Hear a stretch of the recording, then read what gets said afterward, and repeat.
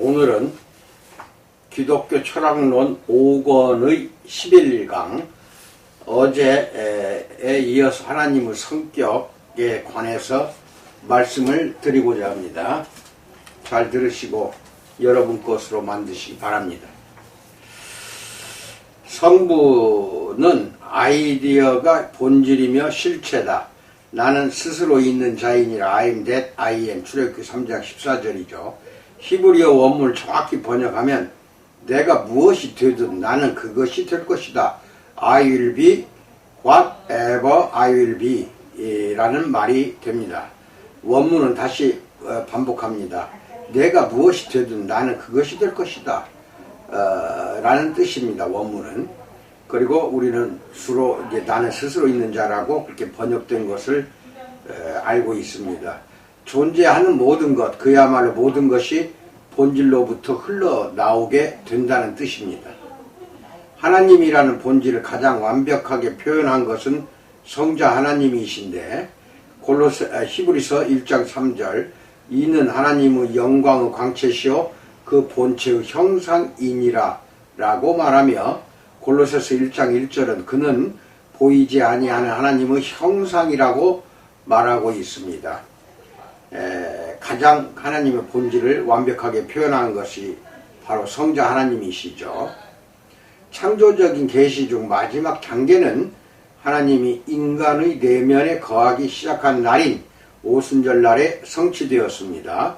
성령이 이제 결함 많은 인간의 내면에 거함으로써 우리에게 새로운 신분에 대한 인식을 심어 주었던 것입니다. 로마서 8장 15절로 16절을 읽으세요. 하나님의 창조 행위가 절정에 도달한 것이 성육신입니다. 창조는 내보내주고 그를 자유롭게 해주는 것을 뜻합니다. 또한 하나님에게 있어 창조란 인간 피조물들이 다른 나머지 피조물들을 오염시키도록 허락한다는 뜻이기도 했습니다. 그러나 하나님은 제멋대로인 등장인물이 줄거리를 완전히 망쳐버리는 것을 더 이상 내버려둘 수 없어 스스로 인간의 역사 속으로 들어가는 방법을 생각해 내셨던 것입니다. 이것이 성육신이고 요한복음 1장 1절로 14절 읽으세요. 예수 그리스도는 3년이라는 짧은 기간 동안 사역하였으나 모든 선지자들이 전한 것보다 많은 하나님의 본질을 전해 주셨던 것입니다. 우리는 구약 성경에서 성부 하나님을 배우고 신약의 복음서에서는 성자 하나님을 배우며 사도행전과 서신서를 통해 성령 하나님을 배우는 것입니다. 다시 한번 이야기합니다. 구약 성경은 성부 하나님, 신약 복음서는 성자 하나님, 사도행전과 서신서는 성령 하나님에 대해서 배우는 것입니다. 하나님이 직접적으로 드러내신다면 필연적으로 우리는 자유를 잃어버릴 수밖에 없습니다. 직접 드러내시면은 우리한테는 자유가 없습니다. 믿음의 자리를 직접적인 목격이 차지하게 되기 때문입니다. 이게 믿음이 이제 필요가 없어지는 것이죠. 직접적 목격하기 때문에 믿음의 자리가 없어집니다. 하나님은 직접적인 목적을 통한 알미 아닌 전혀 다른 종류의 알을 원하십니다. 그것은 바로 당신을 알고자 추구하는 이들의 헌신이 내포된 인격적인 알을 말합니다. 하나님은 언제나 발견되기를 기다리면서 그 자리에 계십니다. 여전히 확실한 증거는 없고 몇 가지 단서들만 있을 뿐이지만 그것만으로도 나는 믿음을 가질 수가 있는 것입니다. 신학자들은 하나님에 대해 이야기할 때 전능, 거룩, 주권, 전지와 같은 속성을 먼저 강조하는 경향이 있습니다. 이런 방법은 우리가 인격적인 존재를 알아갈 때 일반적으로 취하는 방법이 아닙니다. 물리대상에 대해 알아볼 때는 그 특성을 공부하는 것이 자연스럽지만 인격적인 존재를 알고자 할 때는 그들의 이야기를 듣는 것이 먼저입니다. 고든 맥도날드는 하나님을 사랑하는 일에 있어 감상적인 모형을 따라왔으나 이제는 자신을 한 번도 충족시켜 주지 못한 이 모형을 떠나 아버지 아들 모형을 취하기로 했습니다. 그래서 그는 아버지와 같은 하나님을 경외하는 그분에게 순종하며 감사하는 법을 배우고 자신의 실수와 죄악을 제대로 슬퍼하는 표현법을 배우며 고요함을 추구해 하나님의 속삭임을 듣는 훈련을 하고 있다라고 맥도날드는 말하고 있습니다. 나는 하나님을 경외하는 것을 잠시 중단했던 순간 가장 큰 죄를 저질렀다. 그 순간 나는 내가 그분의 계명 가운데 하나를 어겨도 그분이 아무 상관도 하지 않고 간섭도 하지 않을 것이라고 조용히 속단했었다라고도 말하고 있습니다. 하나님은 당신의 백성들과 관계를 맺기를 원하셔서 반항하는 이스라엘 백성들을 그토록 찾아다니셨던 것입니다. 자신을 낮추어 백성들과 함께 장막에 거하기를 열망하셨던 하나님입니다. 아담과 하와가 범죄했을 때도 그분은 그들에게 옷을 지어 입히셨고 아브라함과 모세에게 계속 기회를 주셨으며 이스라엘 백성이 당신께 모욕을 안겨도 이를 참아내고 오히려 더 큰 사랑을 안고 돌아오셨던 것입니다. 게르숑 숄렘은 유대인인데 이렇게 말합니다. 하나님과 인간 사이에 광대한 심연이 있다고 주장한다. 하나님과 거리감을 느낄 때가 많다라고 말합니다. 우리도 모두 이렇게 거리감을 느낄 때가 있습니다. 능력이 강조되면 사랑에 대한 느낌이 옅어지고 사랑이 강조되면 능력을 과소평가하게 됩니다. 33쪽을 펴놓으세요. 33쪽. 압도적인 하나님의 능력이 반복적으로 나타났기 때문에 이스라엘 백성들은 하나님의 깊은 사랑을 제대로 느끼지 못했던 것입니다. 이게 능력이 강조가 되면 사랑이 죽고 사랑이 강조가 되면 능력이 죽는 것입니다. 자녀들에게 존경심을 고취시키려는 부모는 높은 곳에 서고 아이들을 안고 애정을 표현하려는 부모는 몸을 낮게 숙이기 마련입니다. 구약의 하나님은 높은 곳에 서 계셨습니다. 이스라엘 백성들이 맺은 하나님과의 인격적인 관계의 종류를 알고 싶다면 그들이 했던 말을 들어보십시오. 민수기 17장 12절에서 그러므로 내가 이스라엘 자손에게 말하기를 너희 중에 아무도 피를 먹지 말며 너희 중에 거류하는 거류민이라도 피를 먹지 말라 하였나니 라고 말합니다. 신명기 18장 16절은 이것이 곧 네가 총회의 날에 호렙산에서 내 하나님 여호와께 구한 것이라. 곧 네가 말하기를 내가 다시는 내 하나님 여호와의 음성을 듣지 않게 하시고 다시는 이 큰 불을 보지 않게 하소서 두렵건대 내가 죽을까 하나이다 하매라고 말합니다. 밀턴은 하나님의 음성이 들리니 죽을 인생들의 귀가 두려워 떠는구나 라고 말합니다. 신약 기자들은 구약을 별로 그리워하지 않았습니다. 다만 그들은 예수 그리스도 안에서 나타난 더 분명하게 드러날 계시를 준비하기 위한 기간으로 구약시대를 존중했습니다. 구약에 많은 유익이 있음을 인정한 로마서 9장에서 11장 유대인 바울 역시 구약의 방식이 그 모든 것의 목표인 영적 성장을 이루게 하는 데는 실패했다고 인정했습니다. 빛이 많을수록 이면의 그림자는 더욱 어두워집니다. 그림자가 너무 커서 이스라엘 백성들의 성장을 막았던 것입니다. 의존적인 어린이들처럼 이스라엘 백성들은 너무 자주 불평하고 반역하며 그 결과 2주일이면 쉽게 갈 수 있는 길을 40년에 걸쳐서 돌아갔던 것입니다. 부모 되신 하나님이 그들을 약속의 땅으로 인도한 후 더 이상 이전처럼 적극적으로 개입하지 않으시고 뒤로 물러나시사 요단강 건너자마자 만나가 그쳤고 이스라엘 백성은 처음으로 걸음마를 배우는 아이처럼 불안한 그 발걸음을 내딛다가 결국 앞으로 넘어져 버렸던 것입니다. 그리스도인들이 구약을 의도적으로 회피하는 것은 그 속에 묘사된 하나님이 두렵고 멀리 있는 존재라는 단순한 이유 때문입니다. 나 자신을 바꾸어 하나님이 다가오시기 편한 존재로 만드는데 집중합니다. 결국 구약이 말하는 바도 이것입니다. 분명 하나님은 그 백성들과의 친밀함을 추구하십니다. 물론 그분만의 방식으로 말입니다. 시편 81편 11절로 12절, 예레미야서 18장 13절로 15절 읽으세요. 아브라함 헷셀은 비애의 감정이 하나님의 말씀 속에 요동치고 있다. 하나님은 홀로 한탄하고 계신다 라고 말합니다. 아우구스티누스는 인간의 창조주가 인간이 된 것이다. 별들의 주관자가 한 어머니의 젖을 먹고 생명의 빵 되신 이가 배고픔을 느끼며 영원히 솟아나는 샘물이 갈증을 느끼고 세상의 빛이 잠을 자고 길 되신 이가 여행으로 피로하게 되었다. 진리이신 이가 거짓 증언으로 고소당했으며 스승의 채찍을 맞고 우주의 기초가 나무 위에서 매달렸다. 힘되신 이가 점점 나약해졌고 치유자가 상처를 입었으며 생명이 죽음을 당했다라고 말합니다. 예수 그리스도의 삶은 비극적이었습니다.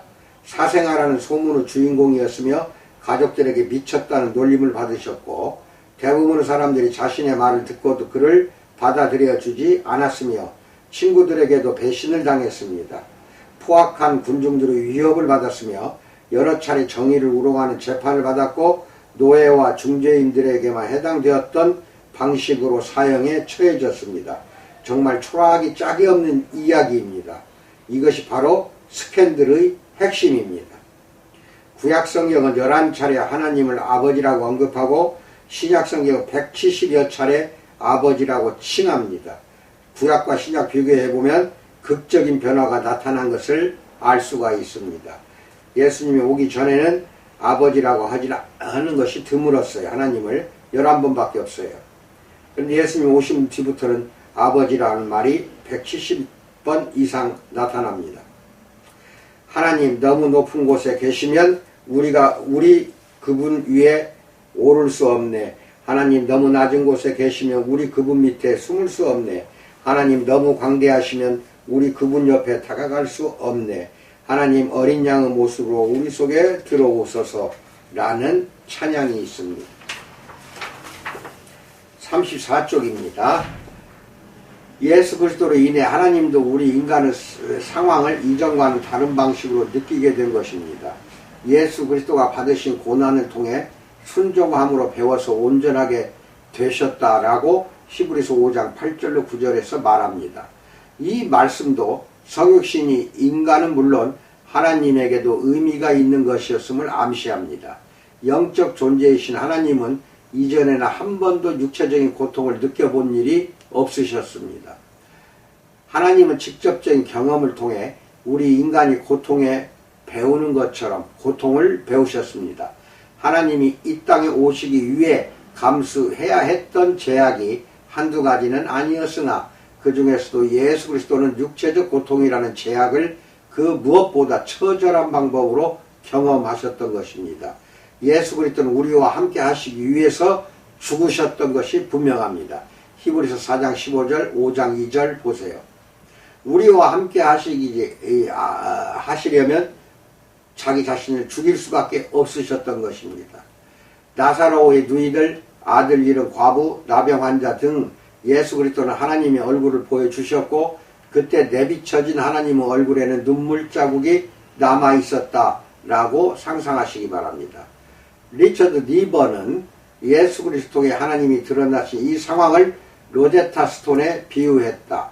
로제타 스톤이 발견되기 전까지 이집트를 연구하던 학자들은 이집트 상형 문자의 의미를 막연하게 추측만 하고 있었다. 어느 날 그때까지 해도 가지 못했던 상형 문자가 헬라어와 일반 이집트 문자와 함께 새겨진 검은 돌 하나를 발견했다. 학자들은 그 돌 위에 적힌 문자들을 나란히 비교함으로써 상형 문자의 의미를 완벽하게 이해할 수 있게 되었고 이로써 안개 속처럼 희미하게만 알던 세계를 선명하게 바라볼 수 있게 되었다. 니버는 예수 그리스도라는 존재로 인해 우리가 신앙을 재구성할 수 있게 되었다고 설명했다. 예수 그리스도를 신뢰함으로 하나님도 신뢰할 수 있게 된 것이다. 하나님이 의심되고 도무지 그분을 이해할 수 없고 그분을 알기가 힘들 때에는 믿음의 로제타 스톤이신 예수 그리스도를 꿋꿋이 바라보는 것이 가장 좋은 해결책일 것이다 라고 말합니다.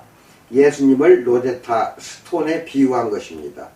헨리 드러먼드는 그럴듯한 교리를 엄청나게 많이 알고 망하는 것보다는 적은 믿음이라도 소중하게 터득하는 것이 낫다라고 말합니다.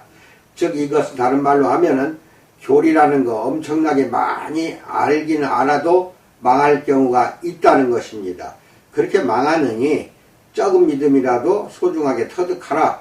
그것이 좋다라고 말합니다. 이 소중하게 터득하는 믿음의 핵심은 중심 되신 예수 그리스도 위에 똑바로 서는 것에 있다는 것입니다. 르네 지라르는 예수 그리스도의 이야기에는 당시 유행하던 영웅 이야기의 요소들이 전혀 없습니다. 바벨론이나 그리스 지역에서 발견된 모든 신화 이야기들은 나약한 희생자가 아닌 힘센 영웅들을 찬양하고 있었으나 예수 그리스도는 이와 정반대로 처음부터 가난한 자, 억압받는 자, 병든 자, 소외당한 자 같은 약자의 편에 서셨다.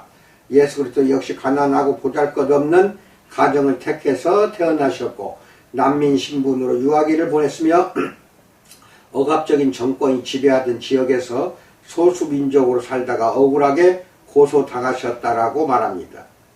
세상에서 가장 전면적인 역사적 혁명입니다. 억울한 희생자를 온전히 공감하는 자가 출현한 것입니다. 성경을 제외하고는 고대 문헌 가운데 무고한 영웅이 죽음으로 끌려가는 이야기는 없습니다. 성경밖에 없습니다. 고대 사람들에게는 영웅이 영웅이었고 희생자는 한심한 존재였을 뿐입니다. 그 당시는 그랬습니다. 지라르는 인간 사회가 전통적으로 신적 폭력을 통해 자신들의 권력을 강화시켜 왔다. 독일의 나치나 세르비아 민족주의자들처럼 더 강한 힘을 가진 쪽은 소수를 희생양 삼아 독선적인 폭력을 행사했고 이로써 내부에 있는 다수를 결속시키고 대담하게 만들었다. 유대와 로마의 권력층 역시 예수 그리스도를 희생양 삼아 이런 효과를 얻으려 했지만 결과적으로 실패하고 말았다. 오히려 이 십자가 사건은 오랜 시간에 걸쳐 형성되어 온 나약한 희생자와 강인한 영웅이라는 기존의 범주를 무너뜨렸다. 나약한 희생자가 영웅이 된 것이다. 라고 말합니다. 요한복음 11장 50절 보세요. 플래너리 오코너는 예수 그리스도는 모든 것의 균형을 무너뜨리셨다. 라고 말하며 기존의 모든 가치체계를 일거에 무너뜨리는 십자가 사건을 핵심으로 삼은 복음, 희생자들이 오히려 도덕적 우위를 점하고 있다라고 말합니다. 여성과 가난한 사람, 소수자와 장애자, 환경운동가와 인권운동가들이 가진 도덕적 힘은 하나님이 희생자의 편에 서심으로써 일어난 십자가 사건을 핵심에 둔 복음의 능력에서 비롯된 것이다 라고 말합니다. 예수 그리스도를 통해 표현된 하나님의 모습은 세상을 깜짝 놀라게 했으며 그 잔향은 2000년이 지난 지금까지 계속 남아 있다는 것입니다. 오늘은 여기까지 말씀을 드렸습니다. 예수님을 통해서 우리는 하나님의 속성과 성격, 본질을 모든 것을 다 알 수 있다는 뜻입니다. 여러분 오늘 또 우리 주 예수 그리스도의 은혜 속에서 복받는 하루가 되기를 진심으로 축원드립니다. 감사합니다.